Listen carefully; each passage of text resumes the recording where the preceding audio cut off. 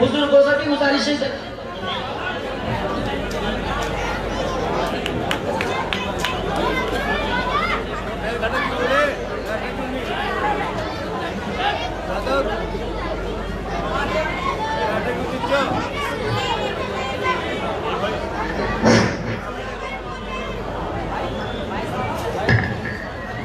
अस्सलामु अलैकुम वरहमतुल्लाहि वबरकातुहू। औज़ु बिल्लाहि मिनश शैतानिर रजीम। बिस्मिल्लाहिर रहमानिर रहीम। आज के इस प्रोग्राम में तशरीफ फरमा ऑल इंडिया मजलिस इत्तेहादुल मुस्लिमीन के जिला सदर जनाब इंतजार अंसारी साहब और इस प्रोग्राम के ऑर्गेनाइजर हमारे आवेदक प्रत्याशी जनाब हकीम ताहिर हुसैन साहब, जनाब शाहरुख त्यागी साहब, जनाब खालिद मलिक साहब, जनाब मौलाना इमरान कासमी साहब, जनाब इकराम त्यागी साहब, जनाब मुजीब त्यागी साहब, जनाब भीम बनियान साहब, जनाब तैयब साहब, पवन राव अम्बेडकर साहब जिनका ताल्लुक रायबरेली से है, हमारे बीच में तशरीफ फरमा है। पार्टी के स्पोक पर्सन भी हैं, प्रदेश महासचिव हैं जनाब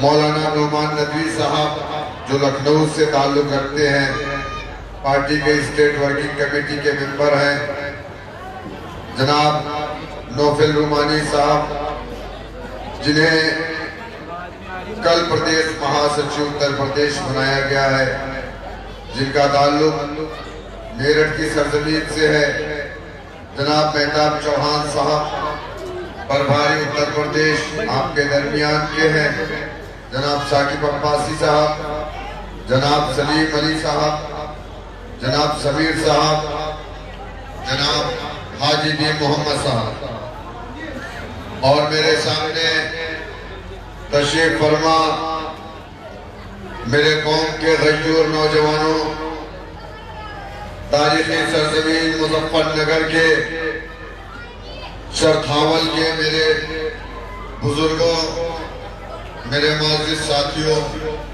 मजलिस इत्तेहादुल मुस्लिमीन के तमाम जिम्मेदारों, यकीनन हमें आने में थोड़ा लेट हो। मैं अगर आप लोग यहाँ बैठ जाते ना बच्चों को उठा के तो अच्छा हो जाता। जो बुजुर्ग है यहाँ पे आ जाते, बच्चों को उठा करके वहां बैठा जाते।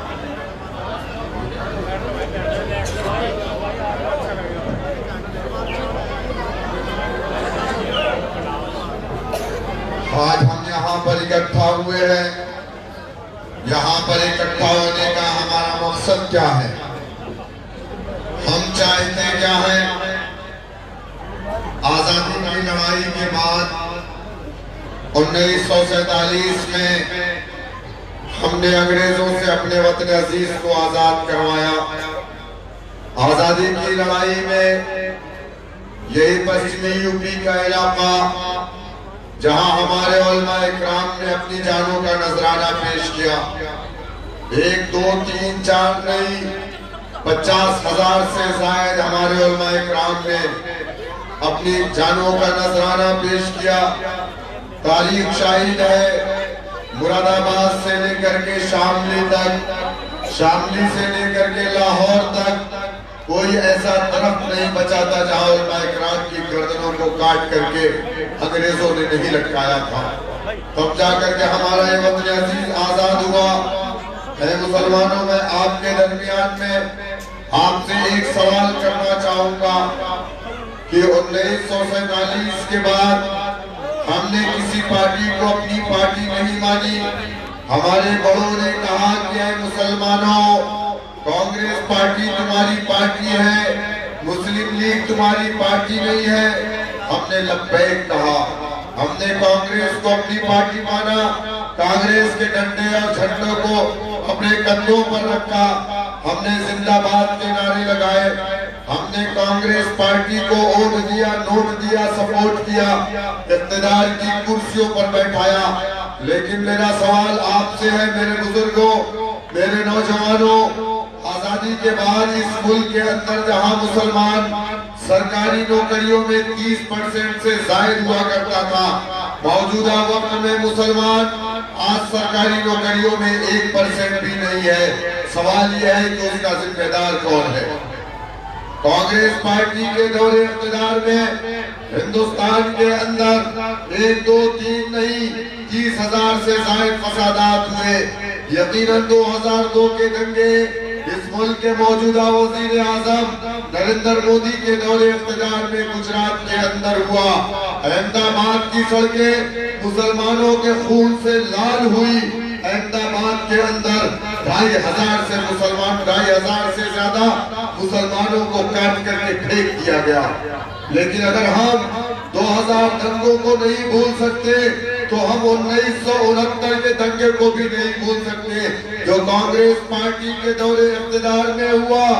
उस वक्त के चीफ मिनिस्टर कांग्रेस पार्टी के हितेंद्र देसाई थे, जिनकी दौरे हुकूमत में गुजरात के अंदर 1969 में एक इतना बड़ा फसाद हुआ जो 1 महीने तक चला। 1000, 2000, 3000 नहीं, अनऑफिशियल डाटा है 5000 मुसलमानों का कत्लेआम हुआ और अहमदाबाद की सड़कें मुसलमानों के खून से लाल हुई।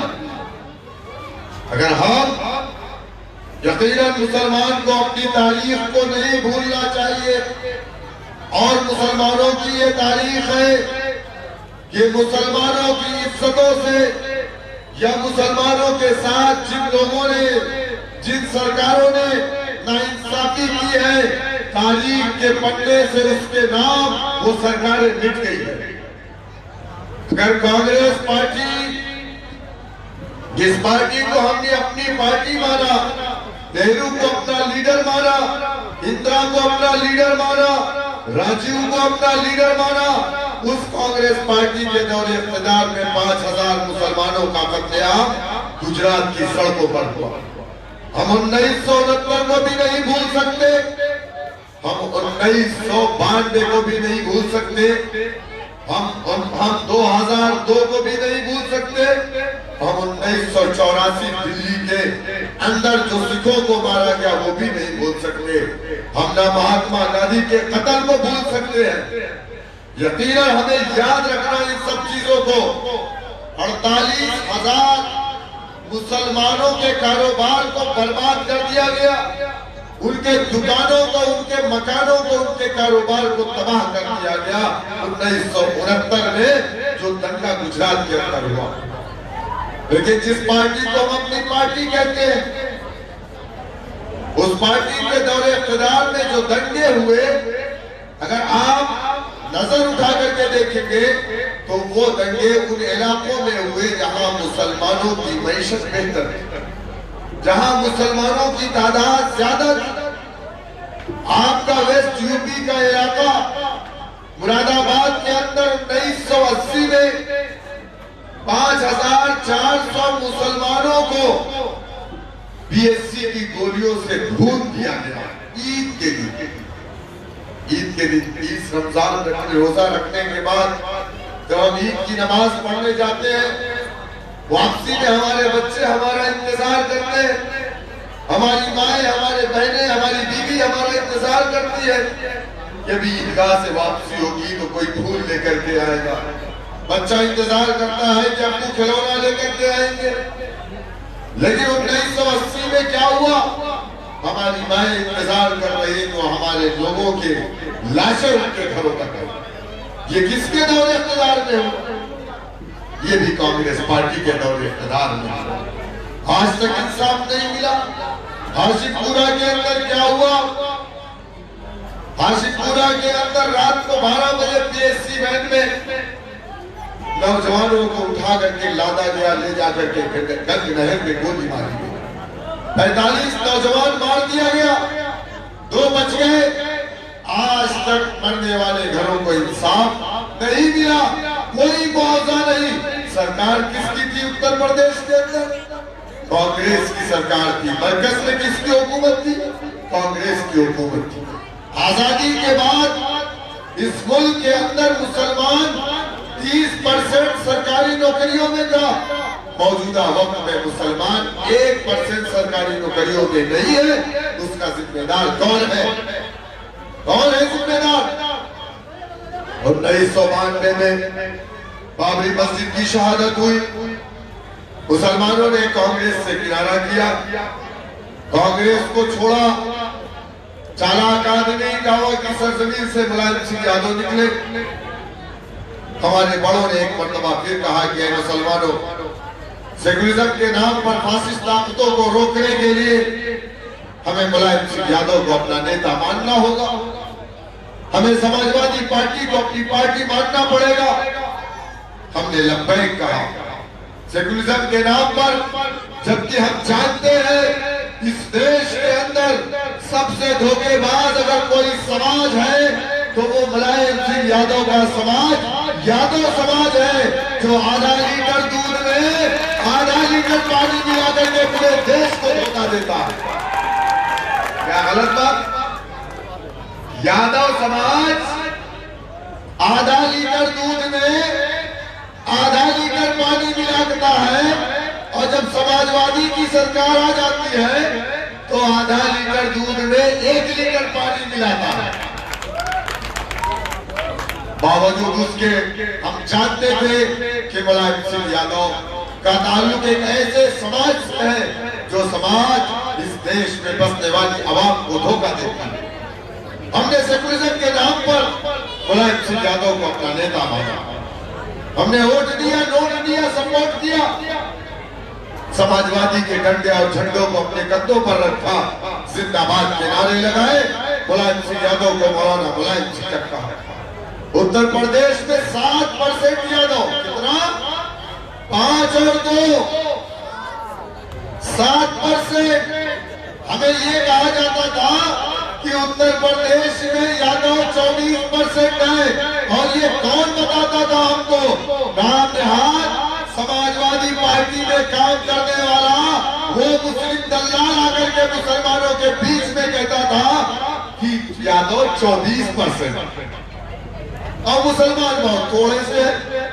तो हमको चुनाव जीतना है तो हमें यादव वोट की जरूरत है। समाजवादी की हुकूमत बननी चाहिए, बीजेपी को रोकना। मुसलमान समाजवादी पार्टी को वोट करता था बीजेपी को रोकने के लिए, लेकिन उत्तर प्रदेश में समाजवादी की हुकूमत बनी। मुसलमानों, आपसे मेरा सवाल है, यादव समाज को इंसाफ मिला? यादव समाज नौकरियों में गया? यादव समाज SHO बना? यादव समाज SSP बना? यादव समाज एडिशनल SP बना? यादव समाज GM बना? यादव समाज SDM बना? यादव समाज तहसीलदार बना? यादव समाज लेखपाल पटवारी कानून को बना? आप क्या बने? क्या बने?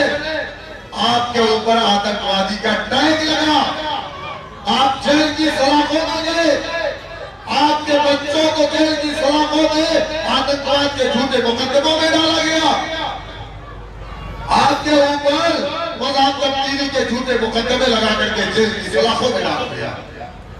आपके ऊपर जो जुल्म और ज्यादती इस उत्तर प्रदेश के मुजफ्फरनगर जिले में हुई, हिंदुस्तान की तारीख में, आजाद हिंदुस्तान में 50,000 मुसलमान दिसंबर और जनवरी की कड़ाके की ठंडक में अगर कांधला के रिफ्यूजी कैंपों में अपनी जिंदगी गुजारा, तो आजाद हिंदुस्तान में पहली मर्तबा ऐसा हुआ कि 50,000 लोग अपना घर बार छोड़ करके रिफ्यूजी कैंपों में, जहां कैंपों से पानी गिरता था, लोगों ने अपनी जिंदगी को गुजर बसर किया।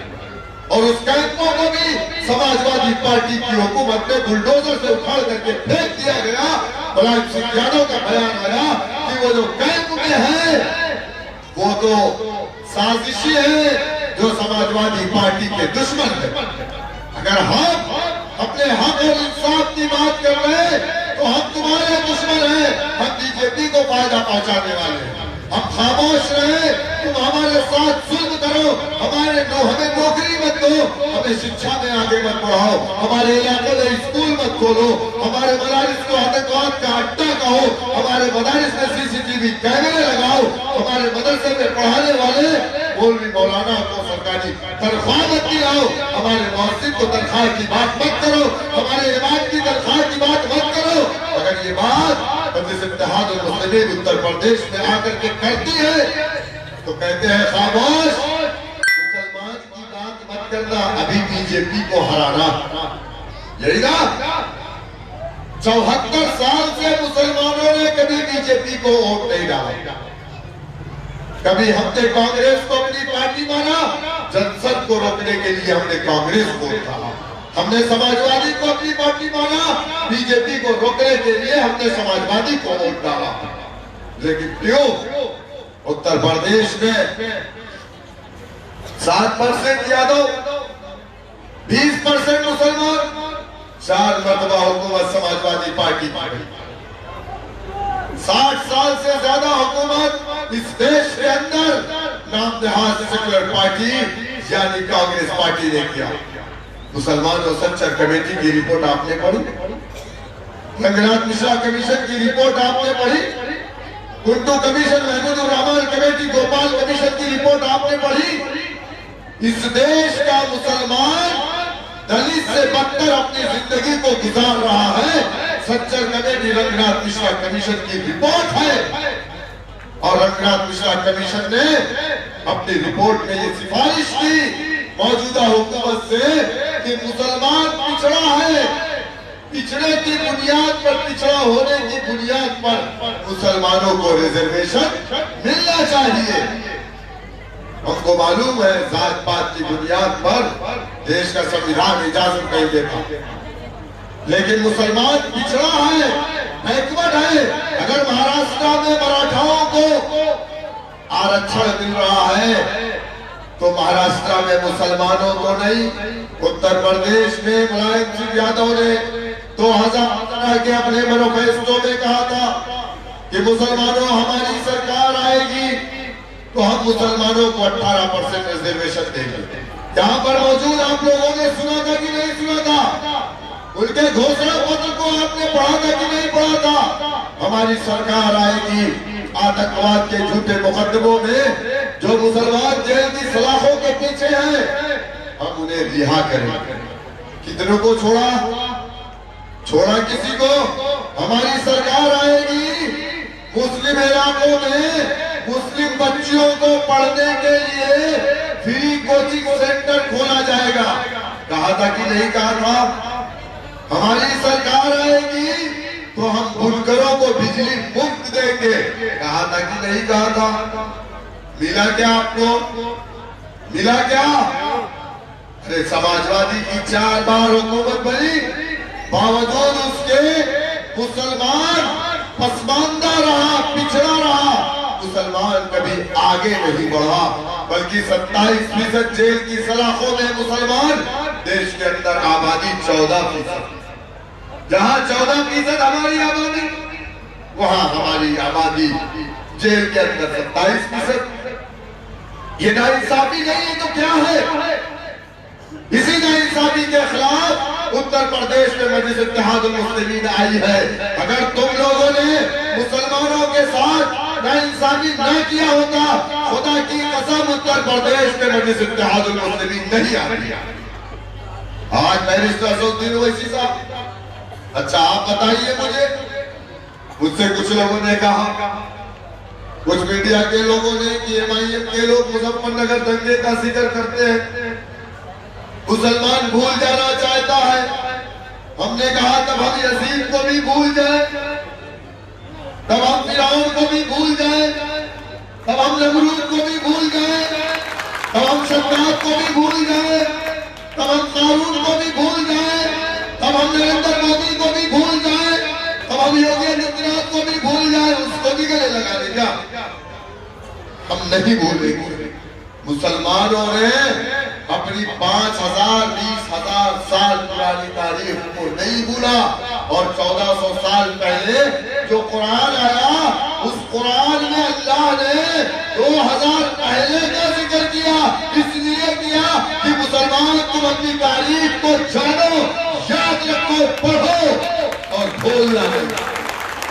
कहते हम उसको भूल जाए। मुजफ्फरनगर का फसाद हुआ, समाजवादी पार्टी में कितने मुस्लिम एमएलए थे मालूम है आपको? कितने थे? 45।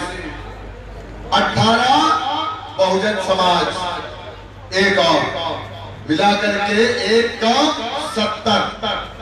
आजाद हिंदुस्तान में उत्तर प्रदेश की विधानसभा में पहली मर्तबा इतने मुस्लिम एमएलए थे। अब मेरा सवाल आपसे, यहाँ पर होंगे शामली कांधला के लोग, मुजफ्फरनगर के उन इलाके के लोग भी होंगे जहाँ पे फसादात हुए। समाजवादी पार्टी का कोई मिनिस्टर आया आपके सरों पे हाथ रखने के लिए? आया? क्यों? कुरान ने कहा हम मुसलमान एक जिस्म वाहिद हैं। अल्लाह के नबी ने कहा हम मुसलमान एक जिस्म वाहिद की तरह।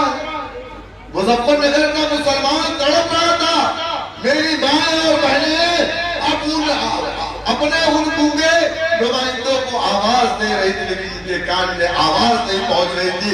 जिनका घर जल रहा था, जिनकी बेटियों के साथ बलात्कार हो रहा था, माँ के सामने बेटी के सामने माँ की इज्जतें लूटी जा रही थी, नगाड़े बजाए जा रहे थे और ये जालिम नाच रहे थे। ऐसे वक्त में हमारी माँ और बहनों की आवाज को किसी ने नहीं सुना, वो नुमाइंदे भी नहीं सुने जो समाजवादी पार्टी से जीत करके उत्तर प्रदेश की विधानसभा में गए थे। वो सब के सब जाकर के सहमई में डंडा कांस दे रहे। गलत है मेरी बात? आप भूल जाए मुजफ्फरनगर के लोगों, लेकिन हम मरते तब तक नहीं भूलेंगे और हम अपने आने वाली नस्लों को भी बताएंगे कि हमारे मुसलमान कलमा पढ़ने वाले भाइयों के साथ इन हुकूमतों में ये कारनामे हुए। हमारे साथ इसी नाइंसाफी के खिलाफ अगर हम आवाज, क्या हुआ था उस वक्त? संगीत सोम के ऊपर मुकदमा हुआ ना? कितने दिन जेल में रहा? और एक सुरेश राणा, इन दोनों के ऊपर मुकदमे हुए, एनएसए लगाए, नेशनल सिक्योरिटी एक्ट लगाया गया। क्या हुआ? मुसलमानों के ऊपर एनएसए लगाए जाते हैं बगैर चार्जशीट दाखिल किए। 3 साल तक केस शुरू भी नहीं होता है, चार्जशीट भी नहीं जाती है, जेल में रखा जाता, जमानत भी नहीं मिलती। एनएसए का मतलब 11 महीना जमानत नहीं। समझो मुसलमानों, ये संगीत सोम सुरेश राणा को तीसरे दिन जमानत मिल गई और ये जेल से बाहर आ गए। किसकी हुकूमत थी? सरकारी वकील समाजवादी की हुकूमत में अपने आका का गुलाम होता है।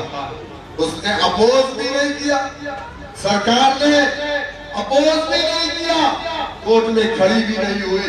3 दिन के अंदर उनको छोड़ दिया जाता है और हम झूठे मुकदमे में 15 साल जेल की सलाह को दे रहे हैं। ये नाइंसाफी नहीं है मुसलमानों। इस नाइंसाफी के खिलाफ अगर हम आवाज उठाते हैं तो लोग कहते हैं खामोश रहो, बीजेपी जीत जाएगी। अरे हम तो बीजेपी को हराते वही हाल है।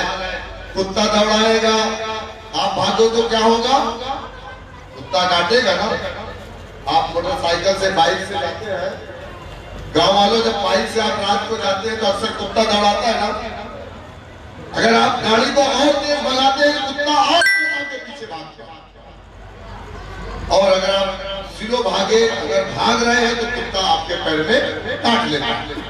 अगर आप पत्थर उठा करके पलट करके कुत्ते को मारोगे तो कुत्ता भाग जाएगा। बीजेपी से डर करके भागने वाले मुसलमानों, अगर तुमको बीजेपी को हराना है तो मुकाबला करना होगा, डर करके भागना नहीं होगा।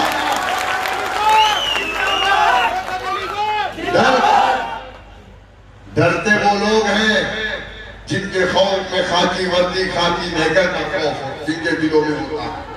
जिनको दिलों में, हमारे दिलों में एक न बीजेपी का खौफ है, न खाकी नेकर का है, न खाकी वर्दी का है। क्योंकि हमारी जो लड़ाई है वो तलवार से नहीं, बंदूक से नहीं है, सबने तो, किसी ने, अखिलेश ने तो गदा उठा लिया, मायावती ने त्रिशूल उठा लिया, कांग्रेस के लोग भी कहते हैं कि यहाँ हिंदू की हुकूमत बनेगी। राहुल गांधी ने ट्वीट किया, इमरान प्रताप गढ़ी ने कहा हाँ मैं हिंदू हूँ, हिंदुत्व वाले। अब ये दूसरा वसीम रिजवी जितेंद्र त्यागी से क्या महेंद्र त्यागी बनेगा? अरे मैं फख्र से कहता हूँ कि मैं मुसलमान हूँ और हिंदुस्तानी मुसलमान हूँ, मुझे इस बात का फख्र है। अब ये लोग भी कह रहे हैं कि हम हिंदू, तो मेरा कहने का मकसद सिर्फ ये है, सपा बसपा कांग्रेस बीजेपी इन तमाम पार्टियों की पॉलिसी मुसलमानों को लेकर के एक है, दो नहीं है। इलेक्शन के टाइम पर एक अलग बात है कि ये एक दूसरे से डराते हैं। हिंदुओं को डराया जाता है ये बोल करके कि मुसलमान इस देश के लिए खतरा है, हिंदुओं तुम्हारे लिए। मुसलमान इस देश का हिंदुओं के लिए खतरा है। अगर हिंदू बटेगा, बीजेपी को वोट नहीं डालेगा तो वो कमजोर हो जाएगा, उसकी मंदिर की हिफाजत नहीं हो पाएगी, उसके घरों की हिफाजत नहीं हो पाएगी, उसकी देवी देवताओं की हिफाजत नहीं हो पाएगी।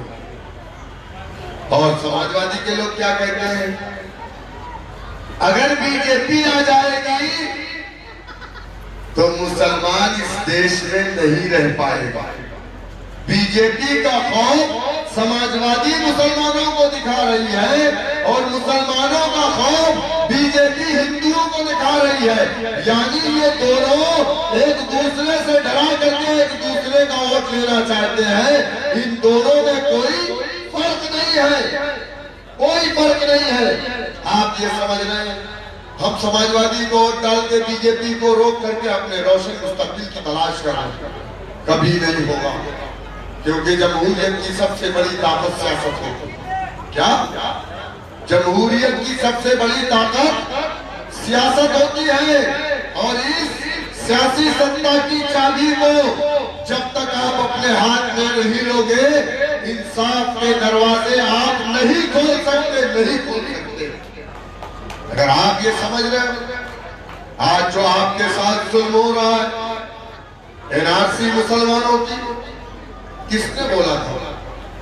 एनआरसी पे कौन बोला था? समाजवादी पार्टी का कोई नेता बोला था? कांग्रेस का कोई नेता बोला था? किसने बिल को फाड़ा था? उस लीडर का नाम बैरिस्टर असदुद्दीन ओवैसी था। हमारी शरीयत में मुदाखलत हो रही थी, कौन बोला था? कौन था जो नरेंद्र मोदी के सामने, अमित शाह के सामने आंखों में आके डाल करके बात कर रहा था? कौन था?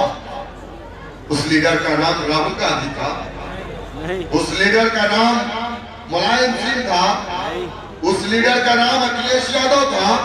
उस लीडर का नाम बहन कुमारी मायावती थी? नहीं मेरे भाई, उस लीडर का नाम बैरिस्टर असदुद्दीन ओवैसी साहब। जुनैद की लिंचिंग हुई, कौन बोला?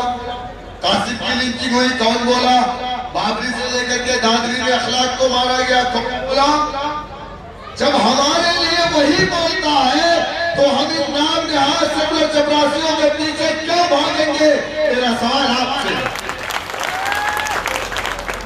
जो हमारी आवाज उठाता है, जो हमारे लिए बोलता है, जो हमारी तालीम की बात करता है, जो हमारे इलाकों में अच्छे स्कूल खोलने की बात करता है, जो हमारे इलाकों में अच्छे अस्पताल खोलने की बात करता है, जो मुसलमानों के रिजर्वेशन देने की बात करता है, जो मुस्लिम बच्चियों को की तालीम की बात करता है, जो मुसलमानों के ऊपर हो रहे जुल्म, ज़्यादती, नाइंसाफी के खिलाफ दुश्मनों के सामने आंखों में आंखें डाल करके बात करता है, अगर उस लीडर का हम साथ नहीं देंगे तो ये भी एक नाइंसाफी। मेरे दोस्तों, जमहूरियत की सबसे बड़ी ताकत सियासत। समाजवादी ने हुकूमत बनाई, मुसलमानों ने 20% वोट डाला, यादव समाज आगे बढ़ा कि नहीं बढ़ा? मुसलमान समाज बढ़ा? हमसे और आपसे ज्यादा जुल्म इस देश के अंदर आजाद भारत में दलितों के ऊपर हुआ। यही जाटो समाज था जिसके गले में मटकी लटकाई जाती थी ताकि वो जमीन पे ना थूके। मेरे चचा बुजुर्ग यहाँ पे तशरीफ फरमा, यही जाटो समाज था। इसके कमर में झाड़ू बांधे जाते थे ताकि इसके पैरों के निशान ना रहे। यही जाटो समाज था जिसे कुएं से नल से पानी नहीं लेने दिया जाता था। यही जाटो समाज था जिसकी बहन बेटियों के साथ लोग बलात्कार करते थे, इनकी बस्तियों में घुस करके, लेकिन किसी की हिम्मत नहीं होती थी कि जाकर के आला जात के लोगों के खिलाफ शिकायत कर सकते। जाटो समाज अगर शिकायत लेकर के जाता प्रधान मुखिया के पास और कहता कि मेरी बेटी के साथ ऐसा हुआ, हमारे साथ ऐसा हुआ, तो लोग चप्पलों से जूतों से मारते थे। लोग कहते थे तेरी हिम्मत कैसे हुई, तू तो जाटो है, तेरा काम ही है। जाटो समाज सुबह उठ करके अपने घर की नहीं बल्कि दूसरे के घर की गंदगी को अपने सरों पे रख करके फेंकता था। यही उसकी जिंदगी का मुकद्दर था। उसके साथ जुल्म होता था, ज्यादती होती थी, नाइंसाफी होती थी, लेकिन वो आवाज नहीं कर पाता था और उसके लिए कोई आवाज उठाने वाला नहीं होता था। जबकि आपको बताऊं मैं, जो भारत की लोकसभा है ना, जिसको हम कहते हैं पार्लियामेंट, सांसद भवन, उसमें कितना होता है दलित समाज का एमपी आप जानते हैं? 131 एमपी। कितना? 131। 131 एमपी हिंदुस्तान की पार्लियामेंट में दलित होता है। एससी एसटी के लिए वो सीटें रिजर्व है। अब जैसे आपके यहाँ नगीना की रिजर्व सीट है तो वहां से जीत करके कौन जाएगा? दलित समाज ही जाएगा ना। इस तरह पूरे हिंदुस्तान में 131 सीट है, 131 एमपी दलित समाज का। बावजूद उसके दलितों के गले में मटकी लटकाई गई, उनकी बहन बेटियों के कपड़े उतारे गए, उन्हें इंसाफ नहीं मिल रहा था। तब जाकर के मान्यवर काशीराम पंजाब की सरजमीन से निकले और दलित बस्तियों में गए। और किस बस्ती में गए ये भी आपको मैं क्लियर कर दूं। कौन सी दलित बस्ती में? उत्तर प्रदेश में 20% दलित है। इतना 20%, लेकिन 11% जाटो है। कितना? 16 जातियां दलितों की हैं, 15 जातियां दलितों की बीजेपी के साथ है। खटीक समाज किसके साथ? पासवान किसके साथ? बोरी किसके साथ? धक्कड़ किसके साथ? धोबी किसके साथ? मुसाल किसके साथ? ये तो बीजेपी के साथ है ना। जाटो समाज 11% उत्तर प्रदेश में वो अपनी पार्टी बीएसपी के साथ है। माननीय काशीराम उसी जाटो समाज में जाकर के कहा, ऐ मेरे जाटो समाज के लोगों, अगर तुम ये समझ रहे हो कि 131 एमपी हिंदुस्तान की पार्लियामेंट में जो बैठा है वो तुम्हारे ऊपर हो रहे जुल्म और अत्याचार पर अपना मुंह खोलेगा, कभी नहीं खोलेगा। क्योंकि जब भी वो आवाज उठाएगा, अपनी पार्टी की आवाज उठाएगा, अपने नेता के कहने पर बोलेगा, कभी अपने समाज पर हो रहे जुल्म और अत्याचार पर अपना मुंह नहीं खोलेगा। अगर तुम ये समझ रहे हो कि ये 131 एमपी तुम्हें इंसाफ दिलाएगा, तो सुन लो है मेरे समाज के लोगों, जमहूरियत की सबसे बड़ी ताकत सियासत होगी। और जब तक तुम अपना सियासी परचम नहीं बनाओगे, जब तक तुम काशीराम मायावती को अपना नेता नहीं बनाओगे, जब तक तुम बहुजन समाज पार्टी को अपनी पार्टी नहीं समझोगे, जब तक तुम्हारी बहन बेटियों के कपड़े इस प्रदेश में उतरते रहेंगे। ये अल्फाज थे माननीय काशीराम जी। और जब उन्होंने कहा कि जब तक आप इस प्रदेश और देश की सत्ता की मास्टर की को अपने हाथ में नहीं लोगे, यानी सत्ता की चाबी को अपने हाथ में नहीं लोगे, जब तक तुम इंसाफ के कोई दरवाजे नहीं खोल सकते। लोग हंस रहे थे, लोग हंस रहे थे, लोग कह रहे थे कि अब जाटव समाज, वो समाज जो गोबर से दाना चुन करके खाता है, वो समाज अब हुकूमत करेगा। लेकिन क्या हुआ, वो 11% अपने नेता के साथ, अपने झंडे के साथ मुत्तहिद हुआ। तो एक बार, दो बार, तीन बार नहीं, 4 मर्तबा उत्तर प्रदेश के अंदर अपने कौम की बेटी को उत्तर प्रदेश का मुख्यमंत्री बनाया। आज कौन सा पुलिस स्टेशन है जहां जाटव का बेटा, उसके बदन पर खाकी वर्दी नहीं है? आज कौन सा ऐसा सरकारी दफ्तर है जहां जाटव का बेटा कुर्सियों पर नहीं है? मुसलमानों, सवाल आपसे है कि आपका बेटा कहाँ है? आपका बेटा कहाँ है? अगर आप ये समझ रहे हो कि सपा या बसपा को वोट डाल करके आप अपने आप को मजबूत कर लोगे, आपको इंसाफ मिल जाएगा, अल्लाह ताला ने इस दुनिया में मुसलमानों आपको इसलिए भेजा था कि जाओ और जमीन वालों के साथ इंसाफ करो। अल्लाह ने कुरान में फरमाया कि हमने इंसानों और जिन्नातों को सिर्फ अपनी इबादत के लिए पैदा किया। वमा खलक़तुल जिन्न वल इंसा इल्ला लियअबुदून। अब इबादत सिर्फ नमाज नहीं, यकीनन नमाज फर्ज है। इबादत सिर्फ रोजा नहीं है, यकीनन रोजा फर्ज है। लेकिन अगर आपके पड़ोसी भूखा सो गया, आप खा करके सो गए, तो पूरी रात अल्लाह की और फरिश्तों की लानत है। आपके पड़ोस में किसी के साथ नाइंसाफी हो रही है, आपने आवाज नहीं उठाई, तो अल्लाह सुब्हानहू व तआला की अदालत में आपको जवाब देना पड़ेगा। ये जिम्मेदारी हमारी नहीं है क्या? इस देश के अंदर, इस प्रदेश के अंदर, इस जिले के अंदर, क्या आपके गांव के अंदर नाइंसाफी नहीं हो रही है? लेकिन आप खामोश हैं।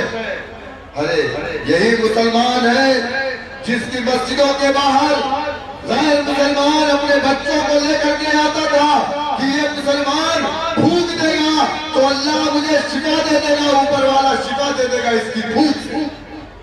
क्या गलत है? ये भरोसा हम पर था, लेकिन उस भरोसे को खोया हमने है। शिफा जिसके जरिए से अल्लाह लोगों तक पहुंचाता था, वो शिफा देने वाली कौम आज दूसरे के दरवाजे पे जा करके अपने लिए शिफा मांग रही है।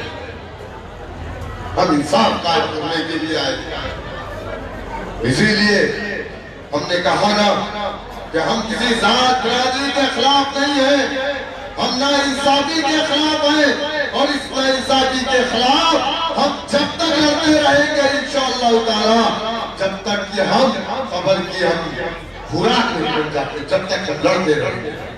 मेरे आपसे यही गुजारिश है कि आपको मुत्तहिद होना पड़ेगा, आपको अपनी सफों में इत्तेहाद करना पड़ेगा।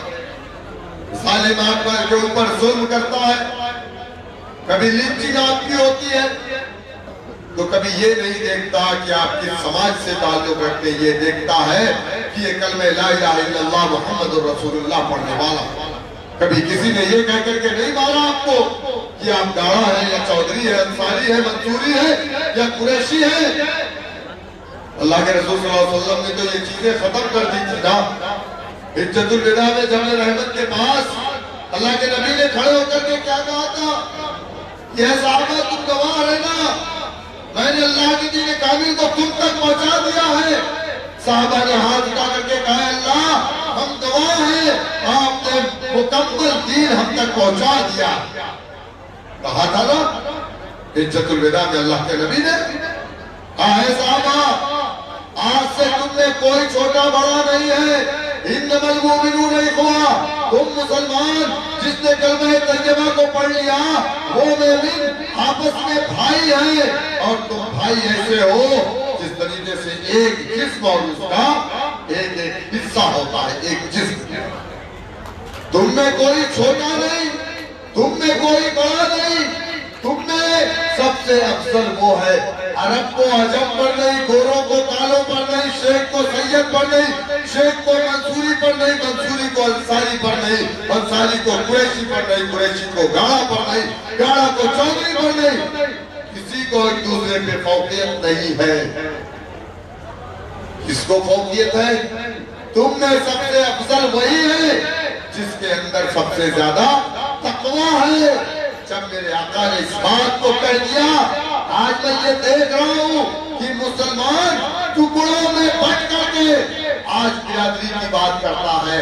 हम बिरादरी की नहीं, एक कलमे ला इलाहा इल्लल्लाह मुहम्मद रसूलुल्लाह की बात और मुसलमान की बात करते हैं, क्योंकि पसमानदा मुसलमान है, सिर्फ पठान अंसारी कुरैशी मंसूरी नहीं है, उसमें गाड़ा चौधरी की चौहान त्यागी भी है, सिर्फ मुसलमान।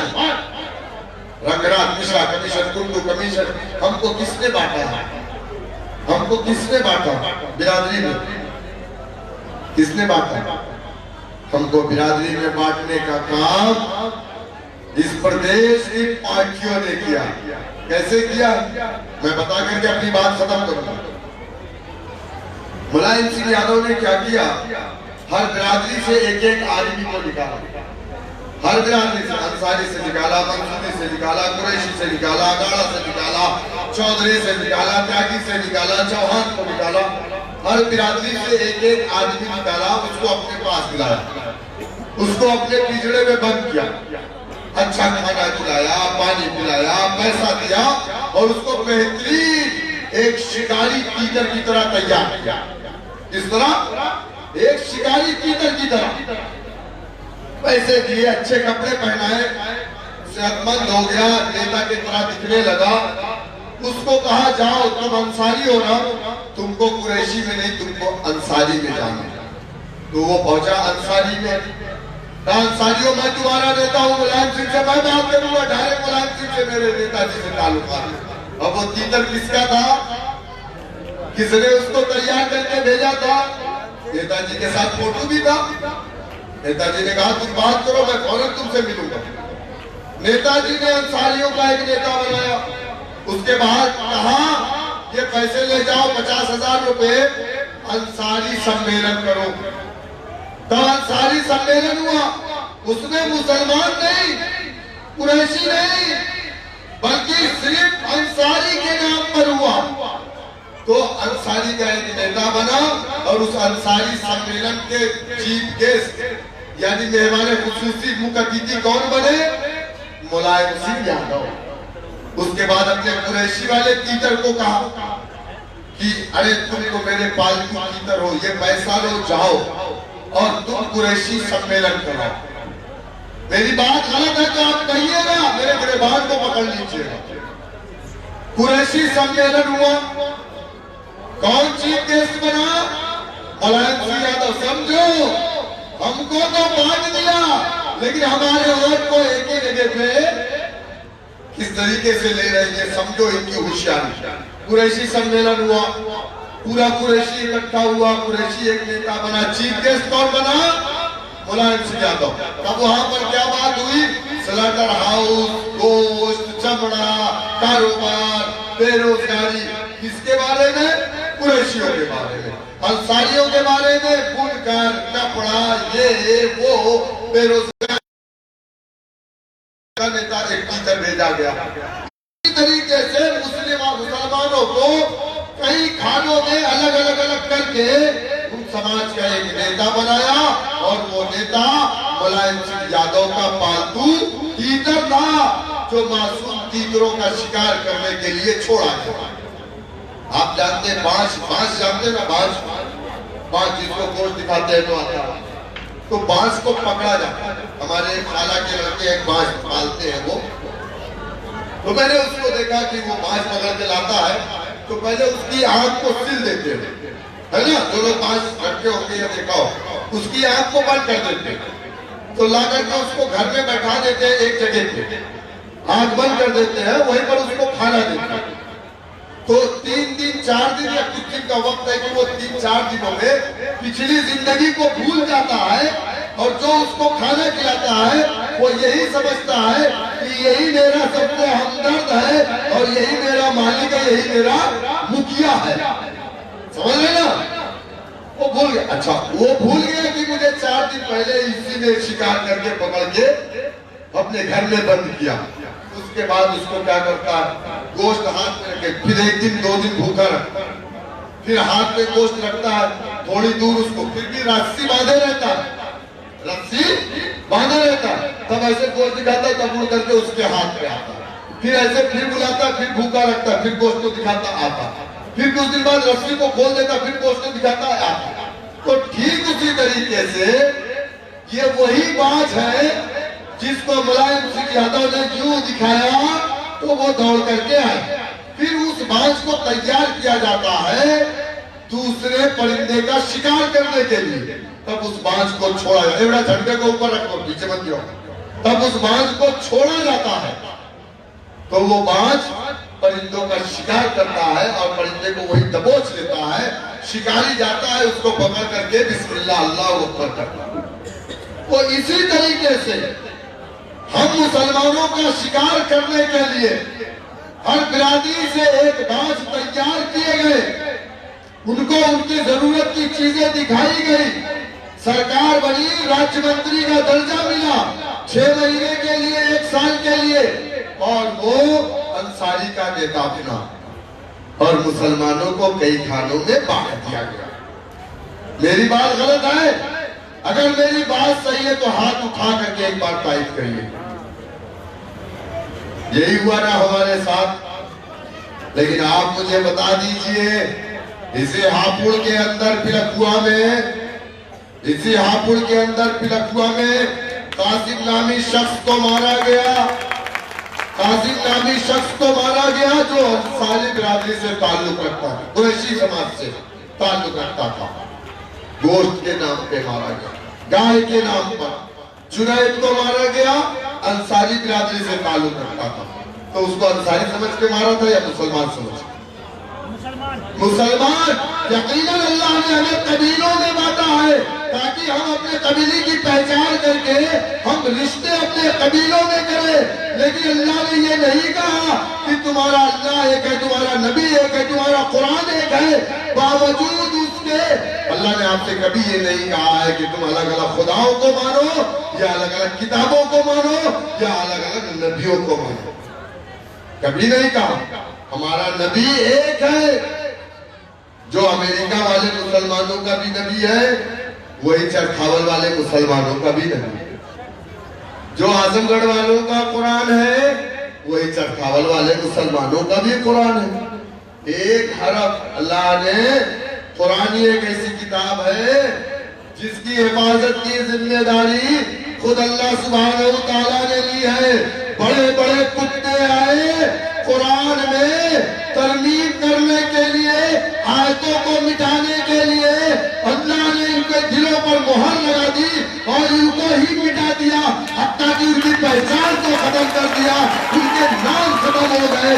अब वो एक अलग बात है, अब वो एक अलग बात है। संविधान है, तुम कुत्ते की खाल पहन लो, तुम सुअर की खाल पहन लो, तुम सियार की खाल पहन लो, तुम जानवर बन जाओ, तुम कपड़े ना पहनो, तुम गंगा में जाके डुबकी लगाओ, नंगे होकर के डुबकी लगाओ, तुम गोबर खाओ, तुम मूत पियो, तुम कुछ भी करो, ये तुम्हें मुबारक हो। संविधान इस बात की इजाजत देता है। लेकिन अल्लाह सुब्हानहू व तआला ने हमारे दरमियान से एक गंदगी को साफ कर दिया, अल्हम्दुलिल्लाह। लेकिन मुझे शिकायत है मौजूदा सरकार से। बाबा जी, दिल्ली में लोग कहते हैं कटुआ मारा जाएगा, राम राम चिल्लाएगा। सुरेश चौहान के जो एक सुदर्शन टीवी का एंकर है, वो बैठ करके वसीम रिजवी से डिबेट करता है, कहता है मुसलमान आतंकवादी है। मुसलमान आतंकवादी न था, न है, न रहेगा। इस देश के अंदर तारीख है। 1969 के दंगों में भी जिस कमीशन का गठन हुआ, जो जस्टिस रेड्डी आयोग के नाम से 1969 में गुजरात के अंदर उसने अपनी जो रिपोर्ट पेश की थी, उसमें किसी मुसलमान का नाम नहीं आया था, न किसी मुस्लिम तंजीम का नाम आया था। उसमें आरएसएस हिंदू महासभा, विश्व हिंदू परिषद, बजरंग दल का नाम आया था। इन्हीं तंजीमों ने वहां पर फसादात करवाए थे। तो आतंकवादी कौन हुआ? आतंकवादी मुसलमान हुआ। अरे इस देश का सबसे बड़ा आतंकवादी वो है जिसका नाम सुरेश चौहान के है, जिसका नाम जितेंद्र सिंह त्यागी है। अब उसको एक चीज और बदलवाना है। वो बेचारा जब जब जाता होगा इस्तिंजा करने, अब तो इस्तिंजा नहीं पेशाब करता होगा, जब जब जाता होगा और उसकी निगाह जाती होगी अपने खतने पर, तो कहता होगा यही कम वक्त एक चीज बची हुई है, यही कम वक्त एक चीज बची हुई है। तो मुझे उम्मीद है कि इंशाअल्लाह बहुत जल्दी वो उसको भी कटवा करके फेंक देगा और वो मुकम्मल तरीके से त्यागी बनेगा। सुन लो जितेंद्र त्यागी, तुमने जो खाने पहनी, चाहे कुत्ते की पहनी चाहे सुअर की पहनी, हमें उससे कोई फर्क नहीं पड़ता, लेकिन तुम अल्लाह और उसके रसूल के खिलाफ अगर बोलोगे तो फिर ये समझ लेना कि हम इतने कमजोर नहीं हैं कि तुम्हारी बात का जवाब न दे सके। तुम हमारे आका नबी करीम मोहम्मद सल्लल्लाहु अलैहि वसल्लम के ऊपर इल्जाम लगाते हो, तुम गलत गलत बातें करते हो। ऐ जितेंद्र त्यागी मिस्र कुत्ता, अब ये बता कि तेरे किशन जी ने 16,102 शादियां की थी, उसके बारे में तेरा क्या ख्याल है? क्या तबसरा करेगा? क्या तू सनातन धर्म के ऊपर उंगली अब उठाएगा? वहां उंगली उठाएगा तो तेरा खतना काट दिया जाए। मुसलमान सीधा साधा जाने दो जाने दो जाने दो, लेकिन वहां एक दलित मंदिर में नहीं जा सकता। एक वसीम जिसने पूरी जिंदगी गोश्त खाया, जिसने पूरी जिंदगी मुसलमान मजहब को में रहा, शादी हुई, निकाह हुआ, बच्चे हुए, खतना हुआ, आज वो त्यागी बन गया तो आज वो मंदिरों में जा रहा। जो पैदाइशी दलित है, जो अपने आप को हिंदू कहता है, उसको मंदिर में जाने की इजाजत नहीं है। तो आप समझो ये अपने जाती फायदे के लिए, जो मुसलमान को गाली दे, जो मुसलमान के खुदा को गाली दे, जो मुसलमान के नबी को गाली दे, वही इनका सबसे अच्छा दोस्त होता है। लेकिन आप बताओ कि वसीम रिजवी को पैदा किसने किया सियासत में? किसने किया सियासत में पैदा? कौन अपने हेलीकॉप्टर में लेकर के घूमता था?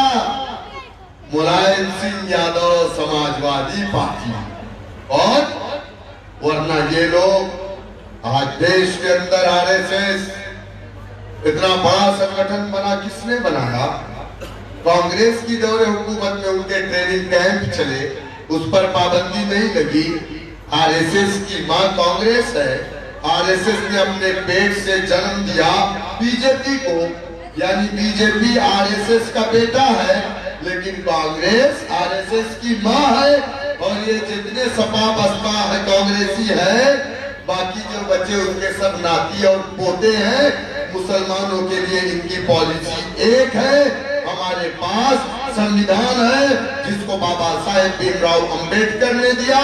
संविधान इस बात की इजाजत देता है कि हम एक पॉलिटिकल पार्टी है। इलेक्शन कमीशन ऑफ इंडिया में हम रजिस्टर्ड है। 14 एमएलए हमारे पास, 2 एमपी हमारे पास, सैकड़ों पार्षद हमारे पास, 40-50 चेयरमैन हमारे पास। हम इलेक्शन लड़ेंगे और उत्तर प्रदेश में जीतेंगे इंशाअल्लाह ताला। और मुसलमानों का पॉलिटिकल इंपावरमेंट होगा, तब जाकर के मुसलमानों को इंसाफ मिलेगा।